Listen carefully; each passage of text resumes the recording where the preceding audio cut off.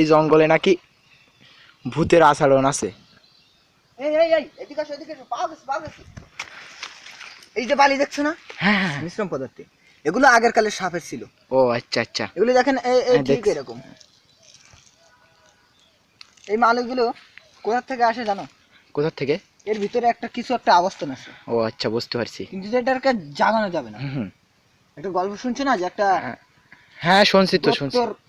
পিঠের ফারে এরকম একটা যন্ত্র, হ্যাঁ হ্যাঁ হ্যাঁ, সেরকম ঠিক এই আবারটন দেখো, এর ফলে গাছও হয়েছে, নিচে আছে জিনিসটা আগে দেখো। হ্যাঁ দেখছি তো, তার উপরটা ঘুরে দেখো, এখানে গাছ বাস আছে। আমরা এখন এমডি রইজুল ইসলাম কাছে কিছু কথা শুনলাম। তিনি ভূতের বিষয় অনেকটা জানে এই জঙ্গলে। আমি একটা কথা বলি, এই জঙ্গলে ঠিক এদিকে আসুন, ডাকাতরা ঠিক এইখান থেকে, হ্যাঁ হ্যাঁ, এখান থেকে একটা সুড়ঙ্গ আছে। হ্যাঁ আছে তো, দেখছি তো, ওই যে দেখা যাচ্ছে, ওই তো ওই ওই ওই সুড়ঙ্গের।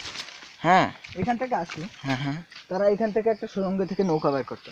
ও আচ্ছা, এই যে রাস্তাটা ঠিক, এই রাস্তাটা এখান থেকে এসে ডাইরেক্ট নদীতে চলে যাচ্ছ? হ্যাঁ, নদীতে চলে যেত। ও আচ্ছা, পানি চলাচল করে। হ্যাঁ হ্যাঁ, নদীটা তো বিশাল বড়। ওই সাইডে আবার ক্যাম্প আছে। হ্যাঁ ক্যাম্প, ওই যে আর্মি ক্যাম্প দেখা যাচ্ছে। হ্যাঁ হ্যাঁ, যুদ্ধের সময় আমাদের এখন লেক পয়েন্টে ছিল যারা, হ্যাঁ হ্যাঁ, তারা এখানেই ছিল।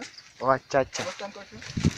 যুদ্ধের সময় এখানে মানে মারামারি হয়তো ঠিকই, কিন্তু যে তেমন না। আচ্ছা, তবে শত্রুতা অবস্থান করতে এখানে। আচ্ছা বুঝতে পারছি। যুদ্ধের সময় নাকি এখানে বিশাল আকারে একটা ভয় ছিল। এখানে একটা ভয় ছিল বলতে, আমরা এখানে একটা জঙ্গল দেখতে পাচ্ছি না? হ্যাঁ পাচ্ছি তো, এই যে বিশাল বড় জঙ্গল। দেখে আসি জঙ্গলের ভিতরে সেই কাহিনীটা। আচ্ছা চলেন।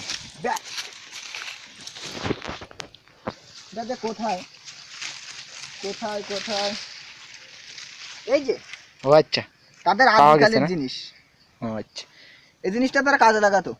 এগুলো মনে হয় কাপড় জাতীয় কিছু। হ্যাঁ কাপড়, এগুলো আদিকালের মানুষ, বুঝেন না? আদিকালের মানুষরা এটা একটা অনেক কাজে লাগাতো, তাদের বিশেষ কোনো একটা দ্রব্য ছিল। কিন্তু এই কাপড়গুলো তো এখন আমাদের দেশে এখন পাওয়া যায়, এখন পাওয়া যাবে না, এটা বিদেশি জিনিস। ও আচ্ছা, আচ্ছা, আমরা এমডি রইজুল ইসলামের কাছে অনেক কিছু শুনবো, অনেক কিছু বুঝবো এই জঙ্গলের বিষয়, এই জঙ্গলের ঘটনা, অনেক কিছু। এই যে আমাদের একটা বিশাল বড় একটা পাহাড় দেখাচ্ছে, এই পাহাড়ের উপরে কিছু কিছু গুঁড়া মাটি আছে নাকি, ওনার সাপের কিছু স্মৃতি, বিশাল বড় বড় সাপের স্মৃতি। এই যে আরো কিছু শুনবো ওনার কাছ থেকে। এই যে দর্শক আপনারা দেখতে পাচ্ছেন, যে উঁচু এটা, এটার ভিতরে সমস্ত একটা গুহা ছিল। এখান থেকে কিন্তু গুহাটা বন্ধ হয়ে গেছে, যেহেতু আমাদের বাংলাদেশ যারা যুদ্ধ করছিল, মুক্তিযোদ্ধা, তারা এটা বন্ধ করে দিয়েছে। কিন্তু এর ভিতরে বড় একটা গুহা করে তারা থাকতো। বুঝতে পারছি, এই সেই মুখটা, এই দরজার মুখ। আচ্ছা, এটা আপনার মনে করো এটা 23 বছর আগের ঘটনা। আচ্ছা 23 বছর। এখানে ওরা অস্ত্র নিয়ে লুকাতো। এর ভিতরে বিরাট বড় একটা জায়গা আছে, গুহা আছে। আচ্ছা, ওখানে ওরা অবস্থান করতো। আচ্ছা বুঝতে পারছি, শত্রুদের কাছে মোকাবেলা করতে। এই জন্য এই জঙ্গলটা আমরা ওদের কাছে দিয়েছিল। আর আমরা দর্শক ক্লিয়ার করে দিছি যে এই যে গুহাটা দেখতেছেন, এর গুহার ভিতরে এখনো মনে হয় খুঁজলে অনেক কিছু আদিকালী যুদ্ধ যারা ছিল, মুক্তিযোদ্ধার বিপরীত শব্দ পাকিস্তান, তারা এর ভিতরে নির্ভর করতে হতো। এই জিনিসটা ভালো করে ভিডিও করো। আচ্ছা করতেছি তো, দর্শকরা একটু দেখুক, আমরা লাইভ টিভিতে আছি। আর আজকের ঘটনা এই পর্যন্তই শেষ হলো। পরবর্তী কোনো এক জায়গায় কোনো একটা অবস্থান করব আমরা আরো একটা দৃশ্য নিয়ে। বাংলাদেশ চিরজীবী হোক।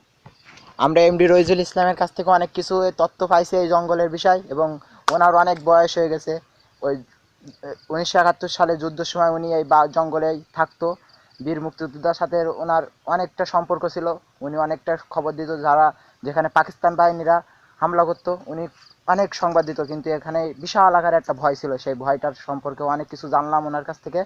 এই পর্যন্ত আপনাদের জায়গাটার নাম তো শুনলেন না? হ্যাঁ, নামটা কি যেন বললেন ভাইয়া? এই জায়গাটার নাম হলো বান্দরবন, রাঙামাটি পাহাড়। হ্যাঁ রাঙামাটি পাহাড়, এমন একটা জঙ্গল, এই জঙ্গলে আফ্রিকার বাঘ সিংহরা আসতেও ভয় করতো। ও আচ্ছা আচ্ছা, remaining 15% of the battery. এমন একটা পরিস্থিতি, মানে হেলিকপ্টার নিয়েই অবস্থান করছি। তবে আমরা এখান থেকে চলে যাব, কি বেশি সময় থাকা আমাদের সম্ভব নয়। হয়তো কোনো বিপদ ঝাঁপিয়ে আসতে পারে। আল্লাহ হাফেজ, সন্ধ্যা হয়ে আসছে। আপনারা ভালো থাকেন। আল্লাহ হাফেজ, আল্লাহ হাফেজ।